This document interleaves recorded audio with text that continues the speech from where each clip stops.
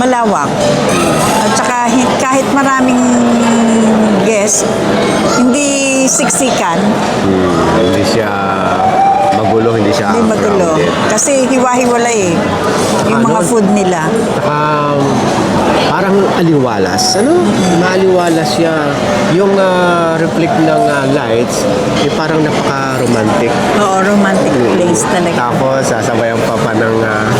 Dinner with candlelight. di ba? Kaya kung halimbawa, pwede nyo dalhin dito yung mga family, loved ones, or date. Ganda rito. Ayan tuloy. Nagalaw to yung lamisa. Kinikilig si Dada. Tapos, ulitin ko lang yung presyo. Mura lang. Naman. So ito na ngayon yung buong detalye nitong buffet. Ayan sa picture.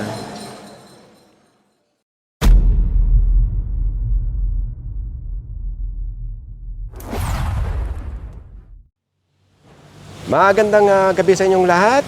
Ngayon ay December 1st, 2024 at advance Merry Christmas sa inyong lahat. Ang oras ngayon ay 6:15 ng gabi. Nandito tayo ngayon sa Diamond Hotel. Ayan. At dito tayo kakain. Matatagpuan lang siyempre ito sa may Ruas Boulevard.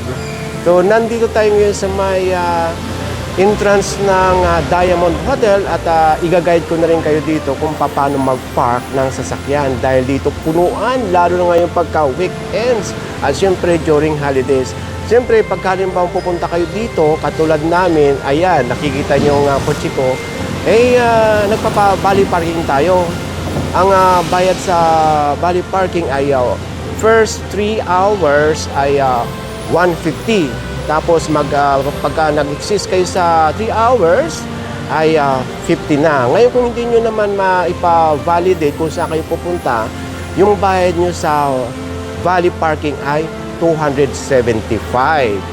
Ngayon, pag na-validate nyo yung inyong ticket dito, 150 pa rin ang babayaran nyo. Yun nga, nasabi ko kanina, pagka hindi naka-validate, 275 pesos ang babayaran ninyo. Ngayon kung halimbawa ayaw nyo naman magpa-valley parking, pipila kayo sa basement. Sabi ko nga pagka ganitong weekend ay busy or doon sa harap. Meron naman doon mapaparkingan, yun nga lang magwi-waiting kayo. Kaya nga pala tayo nandito ay dito tayo mag-dinner buffet. Lahat ng mga buong detalye or complete details regarding sa buffet ipapakita ko sa inyo mamaya. Pero bago tayo kumain, ipapakita ko muna siyempre sa inyo yung lobby sa kayong dadaanan natin yung buffet at dadalhin namin muna kayo sa pool. Ito na yung drop-off area. Matagal na itong nire-request ng ating mga kasama sa galaan. Ngayon lang natin mapapasok ito at malalaman. Ay sir, magandang gabi. So ito yung lobby. Yun ang putol tayo. Matagal na itong nire-request ng ating mga kasama sa galaan. Pagka ano nga ba ang makikita sa loob ng Diamond Hotel dito nga sa Manila. So ayan ang reception. Tapos steps. Alam ko marami pa namang hindi nakakarating dito o nakakapasok sa loob ng Diamond Hotel. Ngayon ang mga rooms dito, ang pinakamababa ay 9,000. Standard size na yon. Tapos yung deluxe facing Manila Bay ay 10,000. Nako, nag-start na yung buffet.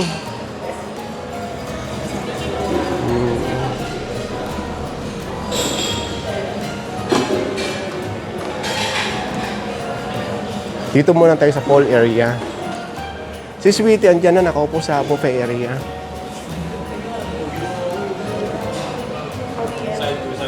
Ito naman yung lugar, papunta sa pool, yung mga function area. Ngayon, yung makikita nyo mga buffet dito, ayan, yung mga hinanta mga pagkain, pagka meron kayong function dito. Ayan, may mga tao dyan sa loob. Ito yung kanilang buffet na kailang kakainin. Ayan ang buffet. Buffet area.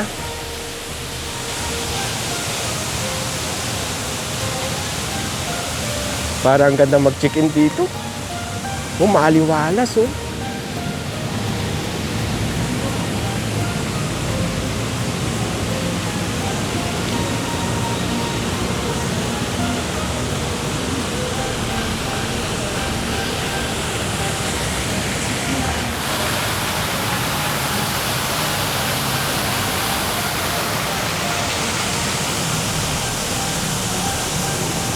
Tara!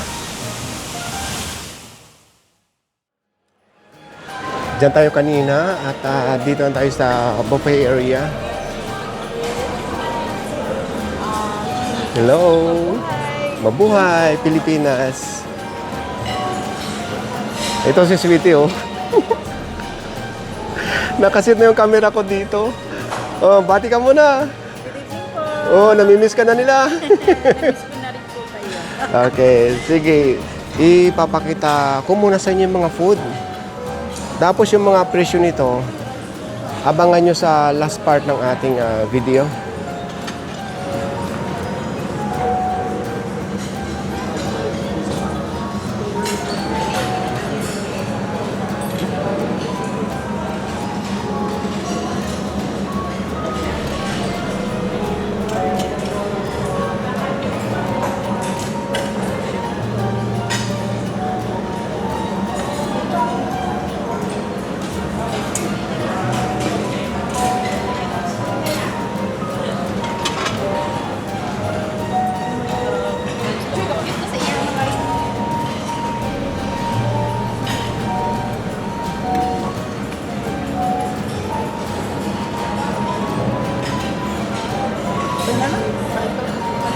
Let's go.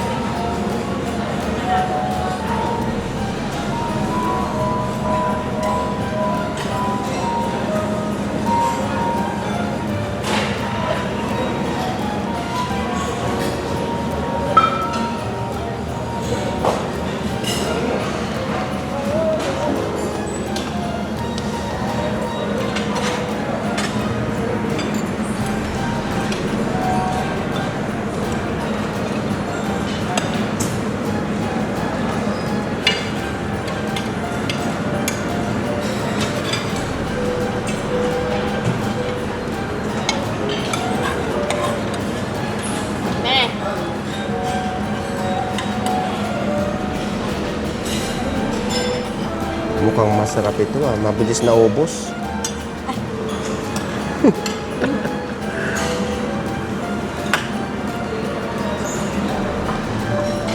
Sa dami ng food na ito, hindi natin matitikman isa-isa ito. Boy, sir, good evening. Hi, hello.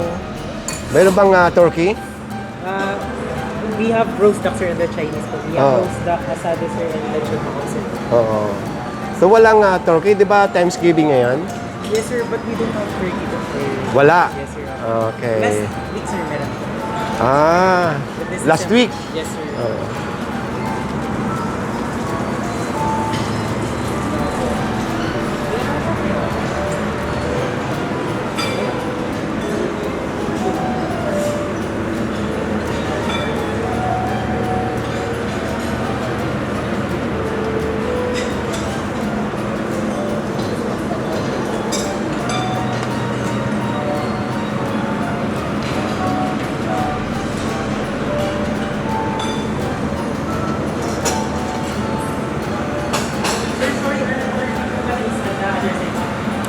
Saan?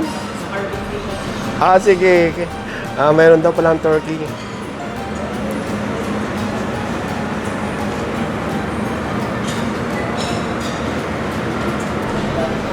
Ito.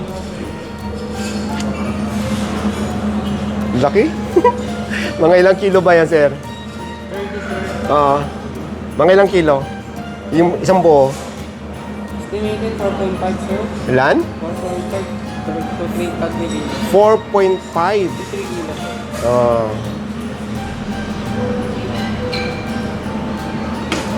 Sige, yung turkey titikman natin mamaya, ha?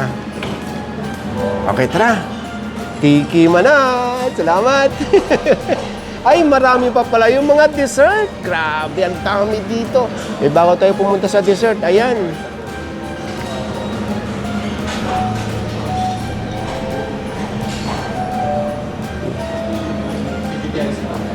So, dito muna tayo. Ay, hindi ito dessert eh.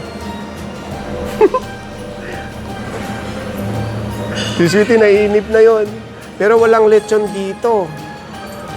As in, walang lechon. Roast beef lang sila meron.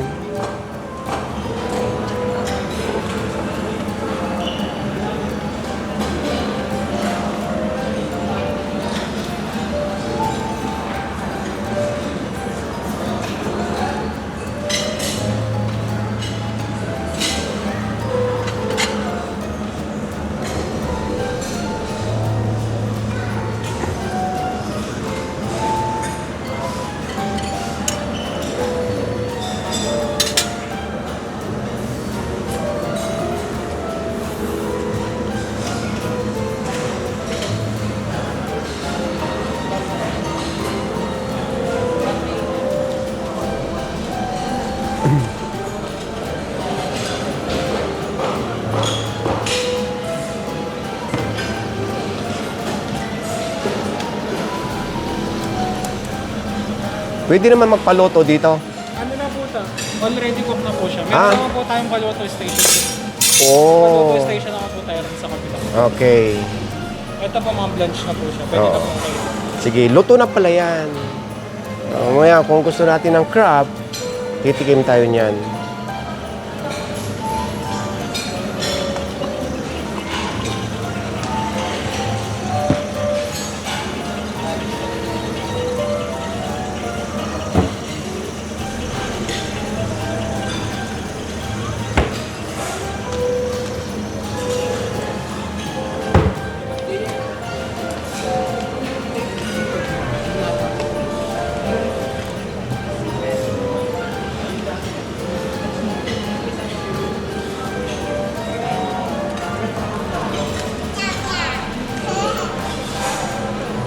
Ice cream.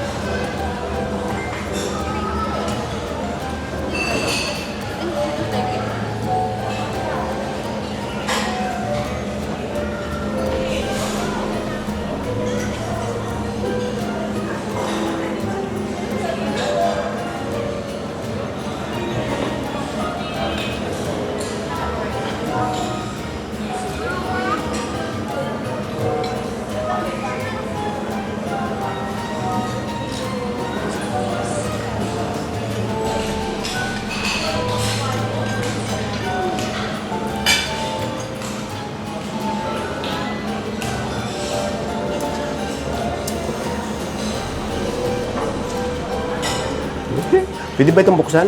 May laman ba to? Oh! Ayan. Meron na ba kayong napili kung ano una yung dadamputin?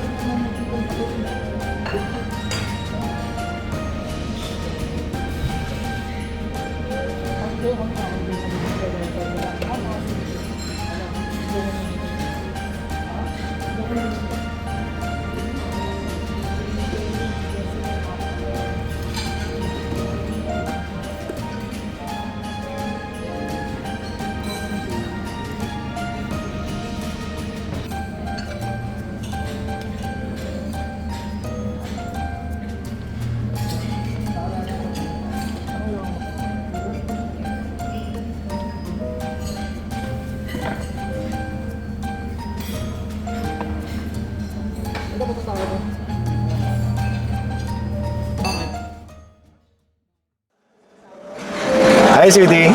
Hello, Dada. Hello po sa inyo lahat. Ang tagal nating hindi nakasama si Sweetie, ilang buwan? Mga 2 buwan yata eh. Dahil yung nakaraang mga buwan nakakasama ka minsan. Ang name ng buffet na ito ay Cornish. Ito. Di ba baliktad? Ayan. Tapos dito ay hindi pets friendly. Ngayon, ang unang kinuha ni Sweetie ay ito. Japanese Tempura. tempura. Hindi mawala-wala sa kanya yan. Ngayon, ang kinuha ko naman, siyempre yung kailang roast beef, saka yung turkey. Tapos ang sauce nitong roast beef, saka ng turkey, ay isa lang daw ang masarap. Ito siya. Okay, tikman natin. Ano yung kinuha mong ito? Ano ito? Shrimp, shrimp. vegetables. Shrimp vegetables. Sige. Ano lasa ng shrimp vegetables? Ang kagandahan lang nito, yung pagkakaluto niya, hindi talaga overcook at saka hindi maalat. Hindi mahal. Tamang-tama lang yung lasa. Kumbaga, kung diet ka, ito na yon. Tikman ko nga. Ayan siya.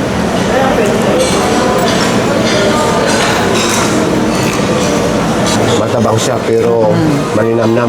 Yun. Naghahalo yung garlic saka yung Vegetables niya. saka medyo manamis-namis ng kunti. Yun ang lasa niya. Ngayon titikman natin itong roast beef na walang sauce.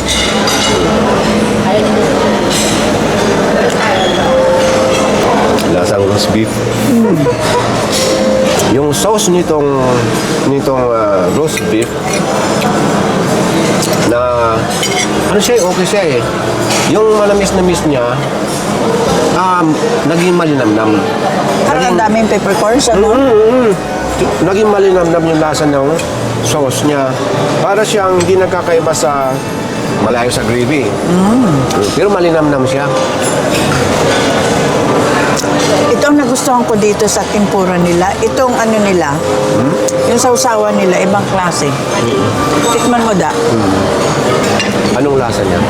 Hindi ko ma-explain. Ako uhuli sa lasa. Tikman natin itong turkey na walang sauce. Wala lasa. Parang ano siya, parang nilaga lang siya na para bang yung nilalagay natin sa mga noodles. Mga ganun lang, wala siyang lasa. Tapos sa mga mami. Dito, ito. Sausaw mo dyan. Yung nilalagay natin sa mami. Yun ang lasa niya. Lalagay natin ngayon sa sauce. So malamang ganun din ang lasa. Ang naiba lang yung pangalan. Okay yung sauce. Yung sauce na nagdala. Tapos wala rin sila ditong promo pag may birthday. Wala. Diba sa iba, may buffet, mayroong libre yung may birthday. Oo. So sabi ko kanina, wala silang lechon. Kaya nga nalungkot ako eh. Wala ring lechong kawali. Meron, hindi mo naabutan.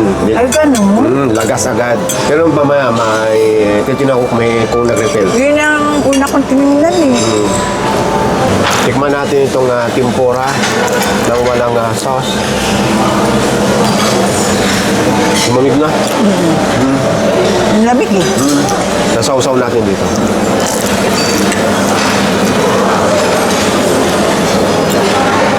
May kakaiba siyang ingredients katulad na tama ka. Ano siya eh, parang ibang klaseng tamis. Kaya nga. Hindi siya sugar na hindi mo alam, parang syrup na hindi mo may paliwanag. Masarap yung kanyang malasa, yung kanyang sauce. Baka may ha? Ano? Lechong kawali? Ano? Sana sauce nito ko? Ito? Lechong kawali? Ito? Ay, wala na. Kumuha din ako ng pork asado. Ito ano to? Lechong kawali. Oo. Malutong. Tikman mo.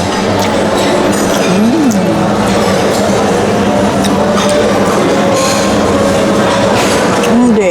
Hindi malutong. Lumamig na rin.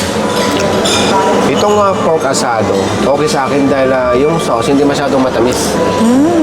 Tsaka yung texture ng meat, ang sarap. Yung iba natin natitikmang asado pork Matamis. lumamang yung tamis. Kunin nyo ito sana, tawag dito? Meron siya. Hindi, consistent yung lasa ng sauce na gusto ko.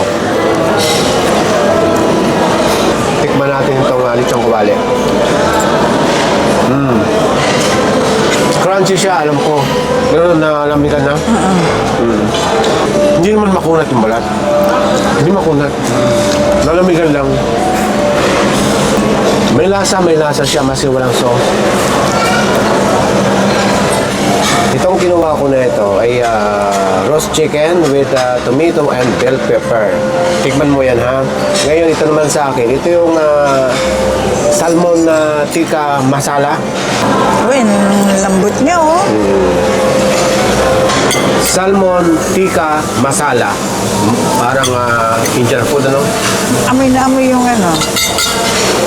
Amoy na mo yung ingredients ng ano. Tawag ito. Indian food. Maanghang.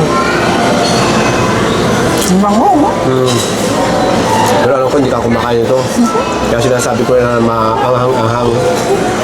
Ano siya, matabang. Matabang siya. Hindi siya maalat. Talagang tawag ito. Vegetarian. Oo. Hindi maalat. Tikman ko itong na roast chicken. Ang ganda ng pagka-marinate niya. Lasang-lasa talaga. Chicken. Pero hindi maalat. Pumasok yung lasa sa laman. Malinamnam. Malinamnam. Nagustuhan ko siya. Tikman natin ang kanilang seafood paella. Kaya pala may nakita na naman akong shrimp. Unang kagat ko, unang lasa ko, bell pepper. Ang lasa. Tapos para siyang merong isang ingredient na parang naiiwan sa dila. Yun nga, hindi ko masabi-sabi. Di ba? Seafood paella lang nakalagay eh. Hindi sinabing Spanish seafood paella. Basta seafood paella lang. Baka ito, Filipino-Spanish. Kasi Pinoy nagluto. Pero masarap ha? Okay siya.